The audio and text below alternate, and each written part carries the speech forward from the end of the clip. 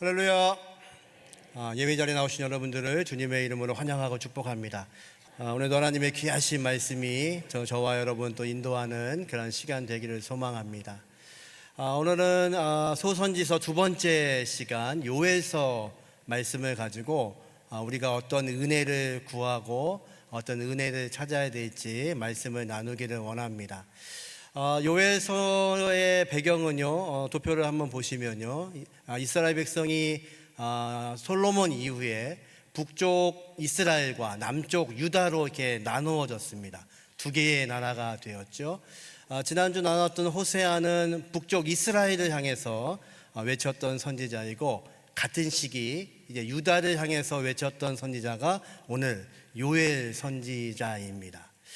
요엘서에 중요한 단어가 있는데 여호와의 날이라는 단어입니다. 여호와의 날, 어떤 거냐면요, 전능하신 하나님께서 저와 여러분을 만나는 시간, 우리를 찾아오시는 시간, 다시 말해서 심판의 시간을 여호와의 날이라고 이야기하고, 요엘 선지자는 너희가 나팔을 불라고 말합니다. 이스라엘 백성은 나라의 위기가 있을 때 나팔을 붑니다. 나라에 전쟁이 났을 때 나팔을 불어서 경고를 하지요. 지금 하나님께서 심판하실 텐데 그것 때문에 이스라엘 백성들은 나팔을 불며 그 하나님의 날, 그것을 기억하라고 말씀하시지요. 이제 요엘 선지자의 말씀을 나누기를 원하는데요, 특별히 12선지서 중에 요엘 선지서는 언제 왜 기록되었는지가 남아있지가 않습니다. 오늘 본문에 보니까 다른 것들은 어느 왕 때에 어떤 시기에 왜 이 말씀을 선포하는지가 기록이 되어 있는데, 요엘서는 그것이 없습니다. 다만 우리가 오늘 읽은 것처럼 그 땅에 엄청난 환란이 있었다는 것을 설명하십니다. 그래서 요엘서는요, 하나님께서 경고하시기 위해서 환란을 주신다. 그러면 너희는 어떻게 해야 될까? 너희는 두 번째 회개하라고 말씀합니다. 회개하면 하나님께서 너희를 다시 회복시키시겠다고 말씀하는 것이 요엘서의 이야기입니다. 오늘 이 말씀을 나누면서 요엘 선지자를 통해서 우리는 어떤 은혜를 구해야 될지 말씀 나누기를 원합니다. 이때 요엘 선지자가 외치고 있는 이 당시의 상황이 어떤지를 1장 2절에 이렇게 기록합니다. 같이 한번 읽어보죠. 너희는 귀를 기울일지어다. 너희의 날에나 너희 조상의 날에 이런 일이 있었느냐. 지금 요엘 선지자가요, 이 땅에 이런 일이 있었느냐 한번 생각해 봐라, 이렇게 말씀하시는 겁니다. 한 번도 이런 일은 없었다. 이렇게 어려운 때는 없었다. 오늘 본문에 보니까요, 이 땅에 있는 모든 곡식을 메뚜기가 와서 먹는데요, 팥중이가 와서 먹고 나면 메뚜기 그때가 오고, 메뚜기 때가 그치면 느긋이 오고, 느치가 오고 나면 황충이 오고, 어떤 건지 잘 모르겠습니다. 메뚜기밖에는 모르겠습니다. 근데요, 지금 무슨 얘기냐면요, 그 땅을 온갖 재앙을 통하여서 완전히 나라가 쑥대밭이 된 겁니다. 모든 것들이 다 그쳤습니다. 오늘 본문에 보니까 너희가 먹던 포도주도 그쳤고, 그래서 너희의 인생의 즐거움이 다 그쳐버렸다는 겁니다. 선지자가 말합니다. 생각해봐라. 이런 일이 한 번이라도 있었는지 기억해보라는 겁니다. 어찌 보면 저와 여러분이 살고 있는 시대가 그렇죠. 정치적으로, 경제적으로, 문화적으로 모든 것들이 무너지고, 우리가 코로나의 시대에도 예배를 함께 하지 못했어도 견뎌냈는데, 이렇게 어려운 때는 생각해봐도 없었던 것 같습니다. 선지자가요, 그것을 말하는 겁니다. 생각해봐라. 이런 일이 또 있었느냐? 없었다면 왜 이런 일이 있는지를 기억하라는 겁니다. 어떻게 기억하냐면요, 3절 말씀 같이 한번 읽어보죠. 너희는 이 일을 너희 자녀에게 말하고, 너희 자녀는 자기 자녀에게 말하고, 그 자녀는 후세에 말할 것이니라. 어떻게 해요? 자녀들에게 말하랍니다. 이 생활이 얼마나 어려웠는지, 그러면 이걸 통해서 하나님이 어떤 말씀을 하기를 원하시는지 너희는 생각해보고 자녀들에게 이 사실을 알리라고 말씀하시죠. 이제 우리가 들어야 될 이 요엘서에서의 하나님의 말씀은 무엇이고 은혜는 무엇일까요? 이제 모든 것이 다 없어졌습니다. 들의 곡식이 다 없어졌습니다. 먹을 것이 없습니다. 이제 굶고 있습니다. 이제 그들은 어떻게 하나요? 이제 이 이스라엘 백성은요, 이 상황 가운데서 울기 시작합니다. 13절 말씀 같이 한번 읽어보죠. 제사장들아, 너희는 굵은 배로 동이고 슬피 울지어다. 제단에 수정드는 자들아, 너희는 울지어다. 울지어다, 울지어다. 근데 이 두 단어가 다른 단어입니다. 앞에 울지어다는 울라는 이야기고요, 뒤에 울지어다, 이것은 통곡하라는 뜻입니다. 통곡은 뭔가요? 가슴을 치는 겁니다. 오래전 일인데요, 제가 아는 분 한 분이 병원에 입원했다는 소식을 듣고 신방을 갔습니다. 이분이 공직 생활을 오래 하시고 퇴직을 앞두고 계시는 때였어요. 그래서 인생의 두 번째 시간을 어떻게 보낼까, 그래서 여행도 계획을 하고 또 공기 좋은 곳에 집도 하나 마련하려고 하고 여러 가지 계획으로 꿈이 부풀어 계셨던 때입니다. 근데 마지막으로 직장에서 퇴직 선물로 주신 게 종합검진을 할 수 있는 티켓을 주신 거예요. 그래서 병원에 가서 종합검사를 했는데요, 웬걸요, 간암 말기라는 판정을 받은 겁니다. 손 쓸 수 있는 게 별로 없습니다. 그래서 그 소식을 듣고 병원에 문병을 갔어요. 그랬더니요, 이분이 양팔이 침대에 묶여 계시는 거예요. 부인 집사님한테 왜 그러냐고 했더니, 목사님, 저희 남편 가슴 좀 한번 보시라고. 그랬더니 가슴이요, 시커멓게 멍이 든 거예요. 병원에 오셔가지고 한탄을 하시는 거예요. 통곡을 하시는 거예요. 어떻게 이럴 수가 있어, 이럴 수가 있어. 내가 어떻게 살았는데, 내가 지금까지 가족을 위해서, 직장을 위해서 그렇게 열심히 일하고 이제 좀 쉬려고 하는데 어떻게 내가 간암 말기라니. 밤새도록 가슴을 치니까요, 의사와 간호사가 팔을 이렇게 묶어 놓은 거예요. 애통하다는 게 그런 뜻입니다. 가슴을 치는 겁니다. 이스라엘 백성이요, 한 번도 경험하지 못한 환난을 경험합니다. 그들이 울고 통곡하기 시작합니다. 애통하기 시작합니다. 가슴을 칩니다. 그런데요, 저와 여러분도 이 아침에 그런 분들 안 계신가요? 내 인생의 문제, 한 번도 경험해 보지 못했던 우리의 삶, 우리가 살고 있는 이 시대에 어떻게 이런 어려움이 있을까, 상상도 못한 모든 것들. 그래서 이 시간에 가슴을 치시는 분이 계신가요? 예, 선지자는요, 너희가 울고 통곡하라고 이야기합니다. 그런데 그 울음의 의미가 무엇인지 여러분은 아셔야 됩니다. 왜 우시나요?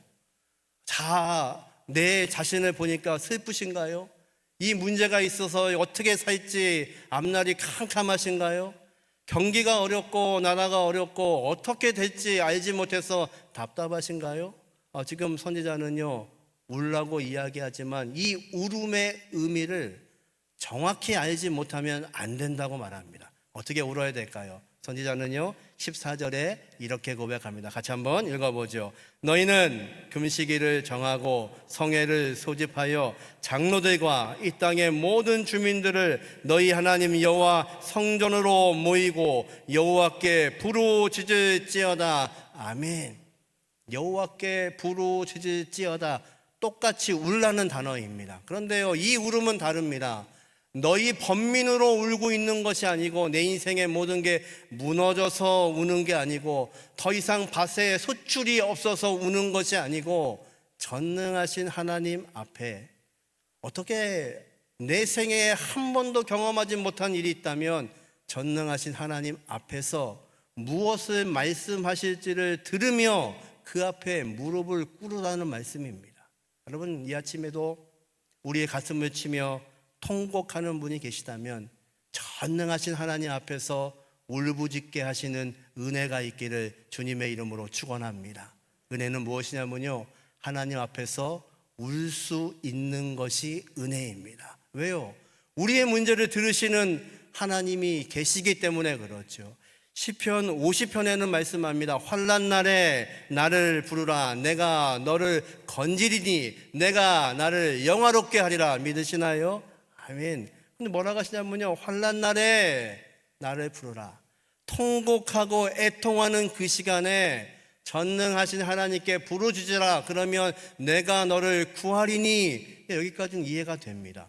그런데요, 이런 일이 어떤 일이 되냐면 그렇게 하면 부르짖고 있는 너희가 나를 통해서 나를 영화롭게 하게 하신다고 말씀합니다. 이거 무슨 말인가요? 우리의 애통함이, 우리의 어려움이 어떻게 하나님께 영광이 되는 걸까요? 우리가 부르짖으면요, 전능하신 하나님께서 일하기 시작하십니다. 믿으시나요? 그래서 우리의 어려움은요, 우리를 힘들게 하시려고 주시는 환난이 아니라 이스라엘 백성을 통해서 말씀하시는 전능하신 하나님은요, 그들이 미워서 환난을 주시는 것이 아니라 그들을 구원하시는 하나님이 계시다는 것, 그것을 알게 하시려고, 이 아침에 우리의 눈물을 하시는 전능하신 하나님이 계시다는 것, 그거 알게 하시려고요, 우리의 생에 이 눈물을 주시고 애통을 주시고 통곡을 주시는 것, 여러분 믿으시기를 주님의 이름으로 축원합니다. 우리가 견딜 수 없어서 선지자가 고백하는 것처럼 금식을 선포하고 그 백성이 하나님께 부르짖으면 내가 구원하겠다고 말씀하시는 그 하나님을 만날 수 있는 것, 이것이 저와 여러분의 인생에 복이 되게 하시기를 주님의 이름으로 축원합니다. 이 아침에 눈물이 있으시다면 부르짖고 주님 앞에 엎드리십시오. 그러면 이 말씀대로 하나님께서 일하시는 것 경험할 수 있기를 주님의 이름으로 축원합니다. 어떻게 부르짖고 또 회개해야 될까요? 2장 12절과 13절 말씀을 같이 한번 읽어보죠. 여호와의 말씀에 너희는 이제라도 금식하고 울며 애통하고 마음을 다하여 내게로 돌아오라 하셨으나니 너희는 옷을 찢지 말고 마음을 찢고 너희 하나님 여호와께로 돌아올지어다. 그는 은혜로우시며 자비로우시며 노하기를 더디하시며 인애가 크시사 뜻을 돌이켜 재앙을 내게지 아니하시나니. 아멘. 믿으시나요? 선지서를 읽다 보면요, 하나님이 이렇게 마음을 바꾸시는 장면이 여러 군데 나옵니다. 하나님 앞에서 불순종하고 우상을 섬기고 있는 이스라엘 백성, 더 이상 내 백성이 아니라고 말씀하시고 징계하시겠다고 하시는 말씀, 하나님께서요, 어느 순간에는요, 내가 어떻게 그렇게 하겠냐고 말씀하십니다. 그리고 너희가 울고 금식하며 애통해하면 내가 너를 건지겠다고 말씀하시고, 그리고 그 재앙을 내리지 않겠다고 말씀하시는 분이 전능하신 하나님이십니다. 그러면요, 우리는 무엇 해야 되나요? 그 하나님 앞에 우리의 잘못을 회개하는 것입니다. 그런데 이 회개가요, 뭐라고 말씀하시냐면 너희가 옷을 찢지 말고 마음을 찢으라고 말씀합니다. 옷을 찢는 건 뭔가요? 이스라엘 백성은 나라에 위기가 있으면, 기근이 있으면, 전쟁이 있으면요, 제사장들이 베옷을 입고 하나님 앞에서 옷을 찢습니다. 슬픔을 뜻하는 겁니다. 그런데 하나님이 원하시는 회개는 무엇이냐면요, 형식적인 것, 만약 이것을 통해 가지고 너의 지금 어려움이 통과되기를 생각해서 무릎 꿇는 거라면 그건 형식입니다. 이 아침에 우리의 어려움 때문에 하나님 앞에 슬퍼하는 것처럼 예배하는 것은요, 형식입니다. 하나님이 원하시는 것은 무엇이라고요? 우리의 마음을 찢는 겁니다. 마음을 찢는다는 게 무엇일까요?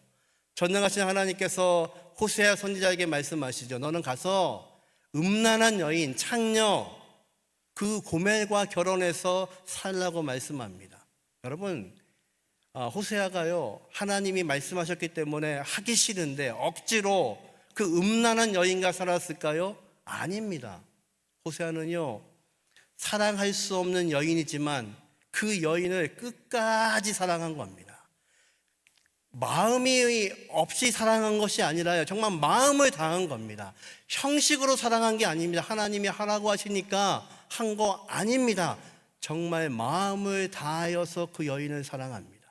내 아이도 아닌 아이를 낳는 그 여인, 그리고 끊임없이 집을 나가는 그 여인을 끝까지 사랑함으로 하나님께서 나에게 명령하신 것에 순종하고 있는 겁니다.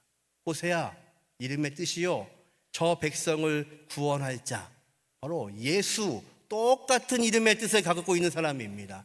하나님은요, 우리를 향해서 어떻게 하시나요? 이 대가를 지불하시기 위해서 자기 아들을 이 땅에 보내셨습니다.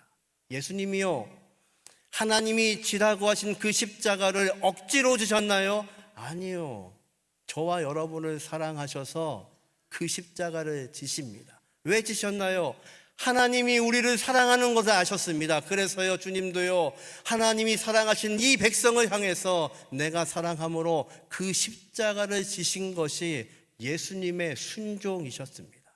여러분, 누군가를 사랑하기 위해서는요, 반드시 대가가 필요합니다. 하나님은요, 저와 여러분을 사랑하시기 위해서, 저와 여러분을 구원하시기 위해서, 우리가 회개하고 하나님께 돌아오면 우리를 용서하시기 위해서 자기의 아들을 보내신 분이 전능하신 하나님이십니다. 여러분, 은혜는요, 이게 은혜입니다. 우리의 눈물과 어려움과 이 고통 속에서 전능하신 하나님이 내 아들을 보내시기까지 저와 여러분을 끝까지 사랑하신 것, 그것이 저와 여러분에게 이 아침에 은혜가 되시기를 간절히 소망합니다. 14절의 말씀 같이 한번 읽어보죠. 주께서 혹시 마음과 뜻을 돌이키시고 그 뒤에 복을 내리사 너희 하나님 여호와께 소제와 전제를 드리게 하지 아니하시는지 누가 알겠느냐. 무슨 말인지 이렇게 꼬아놓으셔가지고 무슨 얘기냐면요, 너희가 그렇게 회개하면 하나님께서 다시 복을 내리셔서 너희 밭에 없어진 모든 것들을 다시 풍성하게 하시고 그것으로 하나님께 예배할 수 있게 하시겠다는 말씀입니다. 근데 여러분, 어떤 게 복인가요? 여러분의 무너진 삶의 터전에서 다시 곡식이 무성해지는 것, 내가 잃어버린 그 명예를 다시 찾는 것, 내가 원했던 것, 잃어버린 것, 그것을 하나님이 채우시는 것, 그게 복인가요? 아니면 하나님께서 저와 여러분을 만나시고 예배할 수 있는 것이 복이신가요? 2부에도 말씀들을 못 하시더라고요.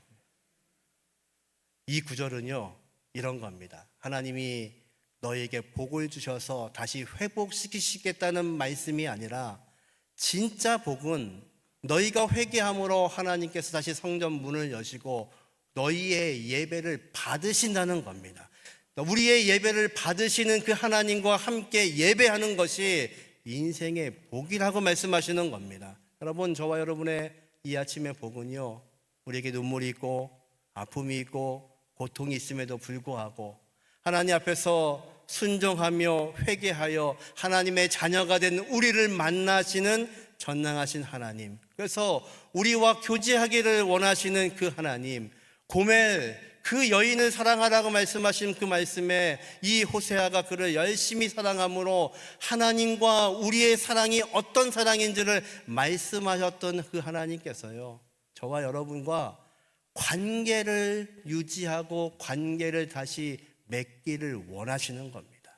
여러분, 예배는요, 다른 것이 아닙니다. 우리의 터전이 무너지고 우리의 삶이 무너지고 내 인생이 무너짐에도 불구하고 살아계신 전능하신 하나님이 나와 함께 하시는 것을 경험하는 것, 그래서 이 예배당의 문을 열고 들어왔을 때 우리의 예배를 받으시는 하나님이 계시다는 것, 그리고 그 말씀에 힘을 얻어서 다시 세상에 나가서 살 수 있다는 것, 여러분, 이것이 저와 여러분을 부르시는 하나님의 놀라우신 은혜, 복인 것을 믿으시기를 주님의 이름으로 축원합니다. 2장 18절 말씀을 같이 한번 읽어보죠. 그때에 여호와께서 자기의 땅을 극진히 사랑하시어 그의 백성을 불쌍히 여기실 것이라. 아멘. 우리를 불쌍히 여겨주시겠답니다. 근데 이게 과거형인가요? 현재형인가요? 미래형인가요? 미래형으로 써 있습니다. 너희를 불쌍히 여기실 것이다. 근데 여러분 성경에 보시면요, 거기에 숫자가 표시되어 있습니다. 그리고 밑에 이렇게 써 있습니다. 그 말을 과거사로 말씀하시다. 무슨 얘기인가요? 히브리 원어에는요, 이 단어가 과거형으로 되어 있습니다. 어떻게 되어 있냐면요, 그때에 여호와께서 자기의 땅을 극진히 사랑하시어 그의 백성을 불쌍히 여기셨다. 언제요? 우리가 회개를 하기도 전에. 우리 하나님은요, 우리를 이미 용서하실 계획을 세워놓으신 분이십니다. 에덴의 동산에서 아담과 하와가 범죄하는 순간에 하나님과의 관계가 깨지는 그 순간부터 하나님의 불붙는 계획은 무엇이냐면 우리를 용서하시는 것입니다. 그런데 우리가 하나님께 돌아오지 않자요. 하나님은요, 자기의 아들을 내어 주시기까지 음탕하고 여전히 세상을 바라보고 있는 고멜과 같은 우리를 사랑하시기 위해서요, 이미 창세 전부터, 에덴이 붕괴되는 순간부터 우리를 용서하시겠다고 작정하신 분이 전능하신 하나님이십니다. 그래서 여러분, 이 아침에 우리는 예배할 수 있습니다. 그것이 저와 여러분의 능력입니다. 그래서 선지서의 모든 선지자들은요, 환경을 보지 말고 전능하신 하나님을 보라고 말씀하시는 겁니다. 이 아침에 전능하신 하나님, 능력의 하나님, 그 하나님을 보게 하시는 은혜가 있기를 주님의 이름으로 축원합니다. 이렇게 하나님의 백성이요, 회개함으로 하나님께 돌아오면 우리 하나님께서는 어떤 결정을 내리시나요? 요에서 2장 23절 같이 한번 읽어보죠. 시온의 자녀들아, 너희는 너희 하나님 여호와로 말미암아 기뻐하며 즐거워할지어다.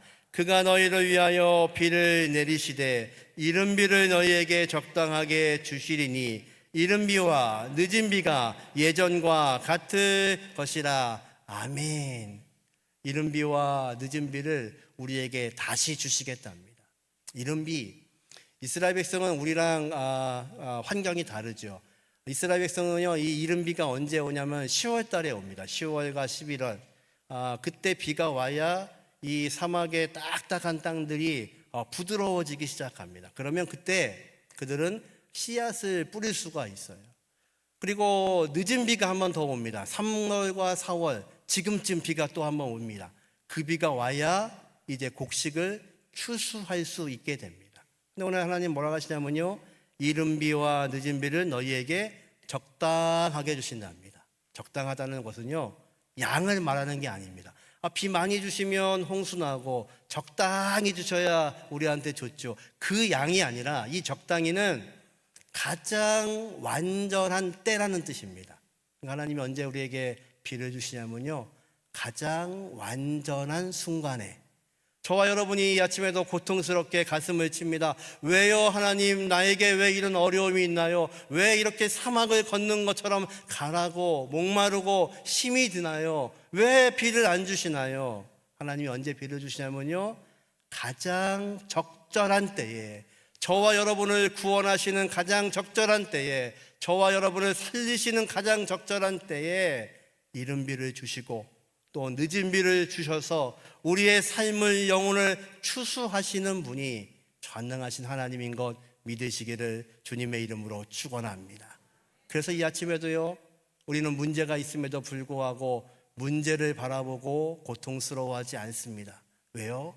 전능하신 하나님께서 가장 적절한 때에, 나도 잘 알지 못하는 내 인생의 가장 적절한 때에 이른 비를 내려주실 것이고, 그리고 늦은 비를 주셔서 그 모든 것들을 추수하게 하실 분이 하나님이시기에 여전히 우리는 가슴을 치고 애통해하고 있는 이 아침에도 그 하나님을 바라보는 것이 능력이 되어서 저와 여러분이 이렇게 예배할 수 있는 것 믿으시기를 주님의 이름으로 축원합니다. 또 28절과 29절에 우리가 잘 아는 말씀을 선지자가 이렇게 외치죠. 같이 한번 읽어보죠. 그 후에 내가 내 영을 만민에게 부어주리니 너희 자녀들이 장래일을 말할 것이며 너희 늙은이는 꿈을 꾸며 너희 젊은이는 이상을 볼 것이며 그때에 내가 내 영을 남종과 여종에게 부어줄 것이며. 아멘. 이 말씀 기억나시나요?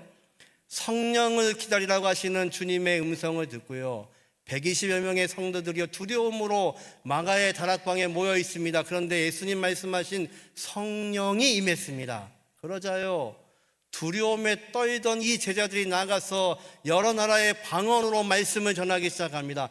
베드로가요, 그때서 성령을 받은 다음에 요엘 선지자의 이 예언이 무엇인지를 설명하기 시작합니다. 첫 번째 설교에서 이 구절을 사용하지요. 바로 약속하셨던 그 성령이 우리에게 임했다는 것입니다. 왜 성령을 우리에게 보여주시나요? 우리가 이 땅을 살면서 애통할 수밖에 없고 넘어질 수밖에 없고, 그리고 내 생에 일어나고 있는 이 큰 환난 속에서 내가 감당할 수 없기에 주님께서는요, 내가 보내는 성령이 너희에게 임하시면 너희가 이 모든 것을 알게 될 것이라고 주님은 말씀하시죠. 주님은 말씀하세요. 내가 지금 어떤 이야기를 해도 너희가 다 알아듣지 못한다. 그런데 진리의 영이 너희에게 오시면 이 모든 것을 진리 가운데서 깨닫게 하시리라. 아멘. 이 귀한 능력 우리에게 이 아침에도 부어주시고 계시는 것 믿으시기를 주님의 이름으로 축원합니다. 우리에게 성령을 부으십니다. 근데 이 성령은 누구에게 부으시냐면요, 남자와 여자와 그리고 나이와 상관없이 어떤 사람과 관계없이 평등하게 주시는 하나님의 귀하신 능력. 그래서 오늘도 하나님께서 구원하신 하나님의 백성들이 이 어려운 땅을 살아가며 무엇을 해야 될지 알지 못하는 이때에도 성령께서 우리와 함께하여 주심으로 하나님의 귀하신 것을 찾게 하시고 엎드리게 하시고 기도하게 하시는 것, 이것이 저와 여러분의 능력 되게 하시기를 주님의 이름으로 축원합니다. 마지막으로 32절에 이렇게 말씀합니다. 같이 한번 읽어보죠. 누구든지 여호와의 이름을 부르는 자는 구원을 얻으리라. 아멘. 왜 선지자들은 이렇게 예언하고 있나요? 바로 이 구원 때문에 그렇습니다. 하나님이 왜 우리에게 환난을 주시고 어려움을 주시나요? 그 백성을 통하여서 다시 돌아오게 하기를 원하시는 겁니다. 어릴 때 우리 아들을 이렇게 잘못한 게 있어 때리면요, 이 아이가 죽겠다고 소리를 지릅니다. 아이가요, 그 일기를 써놓은 걸 봤어요. 하루는 저한테 이제 매를 맞고 쓴 일기입니다. 뭐라고 썼냐면요, 이럴 줄 알았다. 우리 아빠가 내 아빠가 아닌 게 확실해졌다. 당연하죠. 그렇게 맞을 줄은 몰랐던 거죠. 근데 정말 자식이 아니면 매를 드나요? 그렇지 않죠. 사랑하기 때문에, 정말 아버지이기 때문에 매를 드는 겁니다. 여러분, 하나님께서요, 우리의 인생을 때로는 징계하실 때가 있고 상상도 못하는, 이해할 수 없는 환경과 어려움 속에 우리를 두실 때가 있습니다. 어쩌면 대한민국이 지금 그런 시간인지도 모릅니다. 그런데 여러분, 두려워하지 마십시오. 전능하신 하나님, 능력의 하나님, 우리를 사랑하시기에 그 징계를 통해서 하나님이 새롭게 하시고 역사하시고 하나님이 구원하신 놀라운 역사 때문에 우리에게 주신 환난인 것을 알게 하시고 오늘도 믿음으로 무릎 꿇을 수 있는 저와 여러분 되게 하시기를 주님의 이름으로 축원합니다. 말씀을 정리합니다. 요엘서 우리에게 말씀합니다. 울어라, 통곡해라. 그리고 하나님의 날이 있다. 그리고 그것을 경고하십니다. 이 하나님의 날, 징계의 날을 통해서 우리에게 어떤 은혜를 말씀하시는 걸까요? 첫 번째, 같이 한번 읽습니다. 하나님 앞에서 울고 통곡하라. 하나님 앞에서 울 수 있는 것이 은혜입니다. 두 번째, 같이 한번 읽어보죠. 안 띄워주셨군요. 같이 읽죠. 마음을 찢고 하나님께 돌아오라. 선지자는 말합니다. 너희의 옷을 찢지 말고 마음을 찢으라고 말합니다. 하나님이 우리에게 무엇을 말씀하기를 원하시는지, 하나님이 우리와 어떤 관계를 맺기를 원하시는지 그것을 아셔야 됩니다. 환난을 보지 마시고 하나님의 그 마음을 읽을 수 있는 저와 여러분 되기를 소망합니다. 마지막 세 번째, 같이 읽습니다. 나에게 부어주시는 능력을 경험하라. 이제 우리를 아시고 우리에게 성령을 부어주셔서 그것이 능력이 되게 하십니다. 그러게 이 아침에도 그 능력으로 전능하신 하나님 앞에 무릎 꿇을 수 있는 대형의 모든 가족들 되게 하시기를 주님의 이름으로 축원합니다.